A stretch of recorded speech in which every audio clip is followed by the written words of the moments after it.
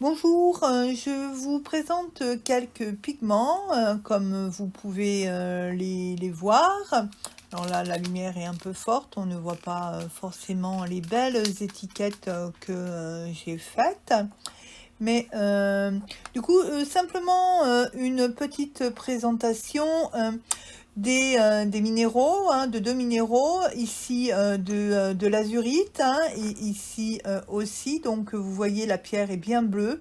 Je l'ai fait venir d'Allemagne, d'un reconstituteur ou d'un enlumineur allemand.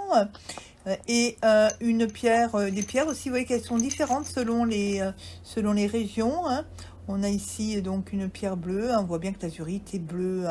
Et alors, ce qui est tout à fait hallucinant, c'est que sur le marché des artisans créateurs de la ville de Bron, où je réside depuis plus de 40 ans, une petite jeunette montrait de l'azurite alors que c'était de la malachite, parce qu'elle était verte et qu'elle était incapable de comprendre que l'azurite était bleue et qu'elle présentait de la malachite verte, et pour elle c'était pareil.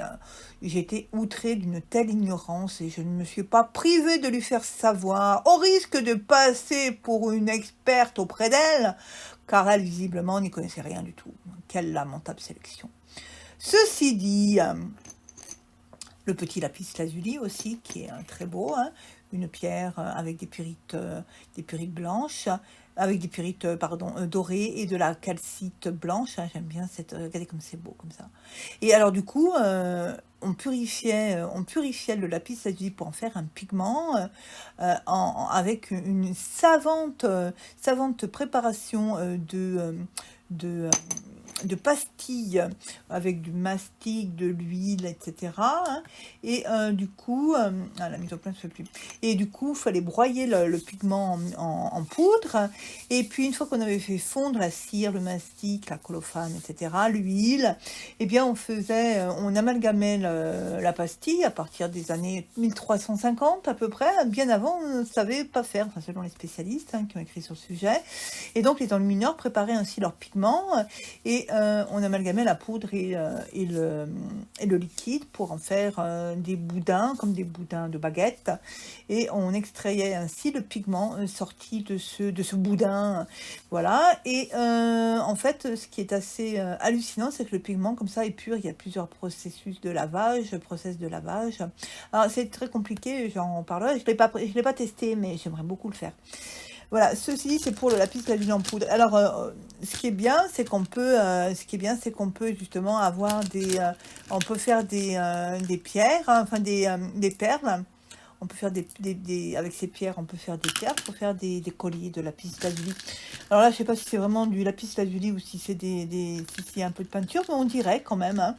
Et donc, je me ferai bientôt un collier. Je verrai bien si ça déteint sur ma peau ou pas.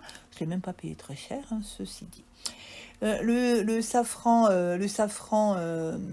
qui est une épice, qui sont les stigmates d'une plante.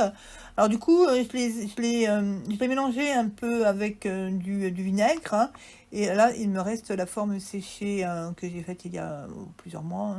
C'est pas un an ou deux. Et du coup, on a le résidu sous forme sèche. Alors, je vais regarder si en frottant, il est bien. En frottant, il est collé au fond. Il est collé au récipient. Ceci dit, avec un peu d'eau, je ferai peut-être une vidéo. Avec un peu d'eau, on peut l'humidifier un peu avec un pinceau pour obtenir la couleur et puis peindre avec ou écrire, enfin tout un tas ou enluminer, voilà, tout un tas de process artistiques que l'on peut que l'on peut que l'on peut faire en tant que peintre, praticien de la couleur, etc., etc., à partir de végétaux comme le safran ou de minéraux comme ceux que je vous ai montrés.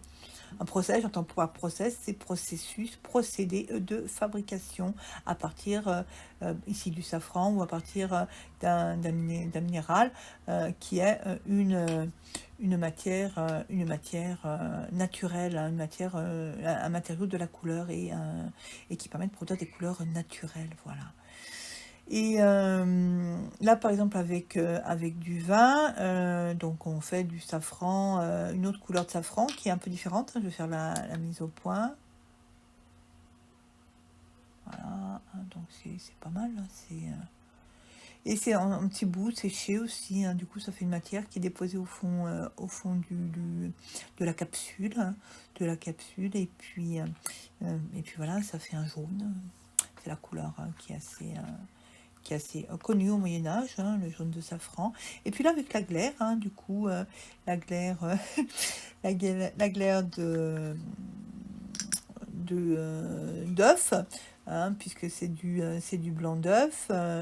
Et le blanc d'œuf, donc on le prépare d'une certaine manière, en le rompant à l'éponge ou en le passant à l'étamine ou en le fouettant.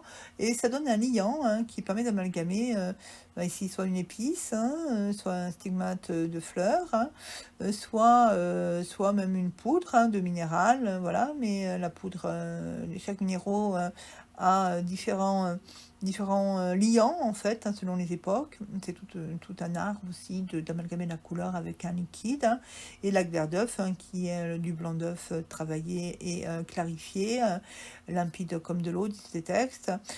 Donc ça permet d'avoir une couleur sous forme sèche, je vous la montre, on la réunifie avec un pinceau, comme je vous l'ai dit, mais sinon c'est une pâte colorée plus ou moins liquide, qui peut être une encre peinture ou une peinture au niveau de la consistance et de la fluidité. La fluidité est très importante comme qualité, car elle permet à l'outil, soit l'outil scripteur, soit l'outil, le pinceau, de glisser sur le support tout en appliquant la peinture ou l'encre sur le dit support, le support parcheminé, le support papier, etc., etc. Voilà. Donc c'est tout de même très très passionnant. Voilà.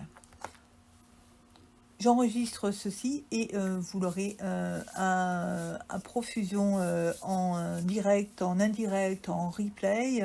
C'était juste une petite présentation des matériaux de la couleur, l'azurite, le lapis lazuli et le safran.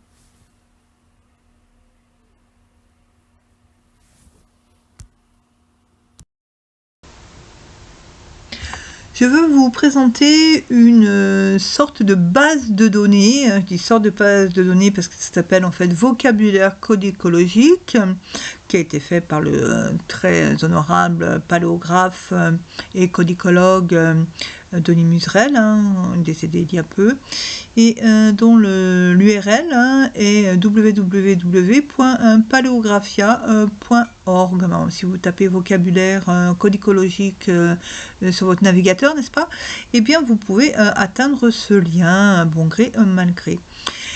Donc en fait il s'agit d'un ouvrage papier qui a été diffusé sur internet et classé sous forme de rubriques. Ici on a donc les supports divers, ça concerne en fait, pour ceux qui ne savent pas, excusez-moi, le vocabulaire codicologique concerne l'archéologie du livre manuscrit de l'époque médiévale, et aussi peut-être ici il y a un dépassement sur d'autres périodes, mais ce qui est intéressant, c'est que le vocabulaire ici concerne différentes langues. On peut regarder rapidement avant de passer à ce qui m'intéresse. Donc l'italien, l'espagnol, l'anglais, et ça a justement une vocation, mais alors pas des langues médiévales, un vocabulaire européen contemporain de l'an 2000, ou de l'an 2025, selon les mises à jour. Donc c'est assez intéressant. Et pour vous donner un exemple, on va cliquer tout de suite sur les supports, le papyrus, par exemple. Et ça serait bien que ça marche d'ailleurs. On peut même cliquer directement ici, page suivante. Voilà. Si ça veut bien marcher. Ah, on est ici, là, français, italien, espagnol, anglais. Donc là, la version française est un peu fatiguée, apparemment. Peut-être que là ça marche. Donc c'est tout de même sponsorisé entre guillemets par Apikes, hein, l'association de paléographie internationale, hein, association paléographique internationale, culture, écriture et société, la Gazette du livre médiéval, passionnant bulletin, et le Comité international de paléographie latine, le CIPL, hein, que je connais aussi et qui est assez intéressant pour les ressources qui sont proposées dans le vocabulaire codicologique. Je me ferai une grande joie un jour de pouvoir proposer des offres et des services pour compléter ce répertoire méthodique, hein, des termes français relatifs aux manuscrits avec leur équivalent en anglais, italien, espagnol. Voilà, donc c'est chaperonné par l'Institut de recherche et d'histoire des textes, hein, car monsieur Denis Muserel, il l'a dirigé, je crois, l'IRHT, ou en tout cas on était membre à diriger la section codicologique. Voilà, donc c'est une édition hyper textuelle qui date des années 2000, hein, donc ça fait plus de 20 ans. Voilà. Donc j'aimerais bien pouvoir accéder à ceci pour vous montrer comment cela fonctionne. Alors c'est intéressant, alors on peut peut-être faire varier en effet la hauteur. Et on peut donc descendre jusqu'au pigment, hein. On a donc une partie, le copiste et son matériel. Alors parmi les pigments bleus et violets, alors c'est interactif, hein, logiquement ça doit apparaître par là, visiblement la base n'est plus actualisée ou marche mal. En tout cas il y avait de quoi s'épancher sur les pigments. Peut-être qu'en italien ça fonctionne, ou en espagnol, et en anglais, et on est bloqué sur le Dutch, c'est-à-dire le hollandais ou l'allemand, hein. Voilà, donc pour vous dire qu'il y a quand même pas mal de choses, on peut quand même s'épancher sur les supports, étant donné que le contenu est peut-être copyrighté, mais en tout cas c'est assez sympathique quand ça veut marcher, hein. Peut-être que ce n'est pas enregistrable comme je le fais. Pour vous présenter simplement, pour faire un peu de pub, hein, parce que c'est quand même très novateur au niveau paléographique et codicologique, de pouvoir parler de la matérialité du texte et des matériaux de la couleur. Donc c'est aussi de là que je me suis inspirée pour mes recherches, malgré mon ton assez ardent et assez passionné pour ce sujet. Mais je suis un peu sur ma faim, car je trouve que tout de même ça aurait mérité d'être actualisé, notamment avec la participation de mes connaissances et de mes savoirs, hein. Mais bon, je ne désespère pas, hein. Puis là c'est un peu, c'est peut-être aussi parce que la base est un peu vieillotte, hein, que ce n'est pas finalement très accessible, et puis c'est succinct, je veux dire, les définitions, alors ça se veut exhaustif, c'est assez complet, mais c'est assez succinct, il n'y a pas de développement, hein, de ce qui pourrait contenir en fait aussi les recherches actuelles. C'est quand même, je ne suis pas la seule à travailler sur ces sujets, et ne serait-ce que d'ajouter des références bibliographiques ou etc., même si ça n'a pas vocation, tout de suite on est étriqué dans un cadre qui est normatif et qui ne supporte pas les mises à jour et les ajouts. C'est quand même bien dommage à l'ère du numérique. Donc les supports de l'écriture, hein, avec les supports divers, le parchemin, le papier, et le copiste et son matériel, hein, aussi bien les locaux, le mobilier, les crayons, les encres, hein, le crayon ça fait un peu sourire, hein, et puis les pigments, hein, bon voilà, noir, blanc, jaune, rouge, vert, bleu, violet, les ingrédients divers, les tanins, les mordants, les colles, les gommes, les résines, les liants, les enduits, hein, c'est quand même bien nomenclaturé, La fabrication du livre, donc on est en pleine archéologie du livre médiéval, la formation du codex, les piqûres et la réglure, la technique de la réglure, hein, c'est assez intéressant. Hein. D'ailleurs, Denis Muserel a fait un très bel article sur la Gazette du livre médiéval à propos de la règle sautante. Hein. J'ai trouvé ça passionnant. Il a remis en question aussi l'outil de l'artisan du cuir, hein, pour faire une piqûre sur les bords du double feuillet que l'on reliait, les trous de piqûre que l'on reliait par une longue règle, entre autres. Et du coup, ces traits de piqûre n'étaient pas faits par une roue à piquer, packing wheel, mais parce qu'en fait il a fait des savants calculs en mathématiques, etc., avec des formules bien savantes pour dire que finalement c'était pas possible. Hein. Je vous invite à lire aussi cet article. Et c'était dans le titre, il y a un outil à rouler les codicologues. C'était un jeu de mots avec la roue. Vous savez, c'est une roue d'artisan du cuir où il y a des pics sur la roue, un peu comme la molette quand on coupe la pizza, mais seulement vous mettez des pics de chaque côté tout autour de la roue, et quand on l'active, ben, ça fait des trous dans le support.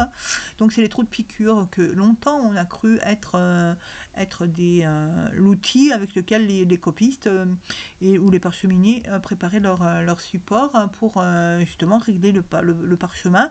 Et régler le parchemin, c'est comme nos cahiers à lignes maintenant, tracer des lignes en fait à la fois verticales et horizontales. Voilà. Et ensuite, la copie et le texte. Donc, il y a plein de choses. Il suffit de cliquer et puis de consulter. La décoration est aussi passionnante. Hein. On a la terminologie générale, la typologie, la morphologie. Voilà, les sciences comme ça très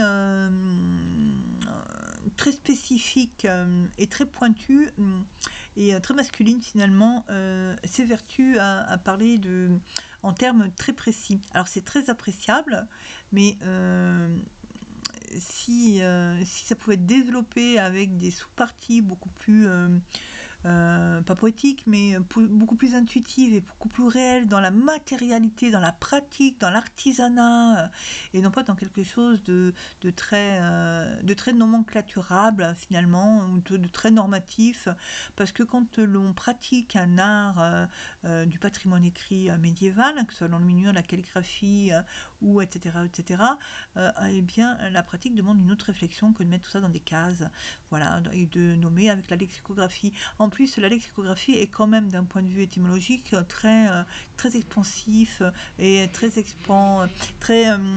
qui peut se développer d'une manière autre que de se résumer à un seul mot qui nomenclature beaucoup trop finalement un contenu qui de par la suite ne peut plus s'exprimer. Il n'y a plus de contenu possible. On est tellement intriqué dans une norme de nommer de telle manière, à respecter et à pas sortir de cette manière-là, qu'on ne peut plus rien faire. Donc c'est vraiment horrible de vivre ces situations quand on est une artiste. J'espère qu'il y aura simplement une porte de sortie et un développement possible. La reliure aussi, donc pour la décoration, c'est bien de pouvoir nommer les choses, mais il faut pouvoir décrire ce que l'on nomme sur plusieurs pages, hein, simplement d'écrire. Il ne s'agit pas simplement d'écrire une ou deux lignes, hein, mais de pouvoir proposer matière à la lecture, à la discussion, à l'échange, etc. Moi, je vis de manière vivante et très méditerranéenne finalement, et j'ai besoin de m'épancher sur un sujet pour être satisfaite de ce que je dis et de ce que j'apprends aussi, et qui me permettent de nourrir un discours, voilà, et de l'écrire aussi noir sur blanc pour compléter par exemple des données que je lis, comme ici les données sur la décoration du livre manuscrit médiéval. Voilà, ceci dit, il y a aussi l'emploi des couleurs, les techniques picturales, le traitement des surfaces et des fonds, le décor de la lettre et l'héraldique. C'est tout de même passionnant de pouvoir avoir tout ça. Alors tout est numéroté, voilà, c'est très scientifique. Hein. Au niveau de la présentation des résultats ce que j'ai du mal à faire, bien évidemment, dans le détail à ce niveau-là, mais j'ai une autre manière de procéder, hein. Je travaille différemment et de manière scientifique aussi, ceci dit et cependant. La reliure aussi, la reliure, c'est très beau, hein. Et voilà, donc ça, j'ai plein de choses à découvrir, les étoffes, hein, les reliures d'étoffes, les matériaux de couvrure, enfin bon, il y a des articles passionnants qui sont à lire. Et puis la transmission et la conservation. Alors en effet, la conservation, c'est assez intéressant de travailler sur le sujet et notamment de voir le point de vue des conservateurs ou des chargés de conservation dans les lieux où sont conservés les manuscrits. C'est assez aussi intéressant.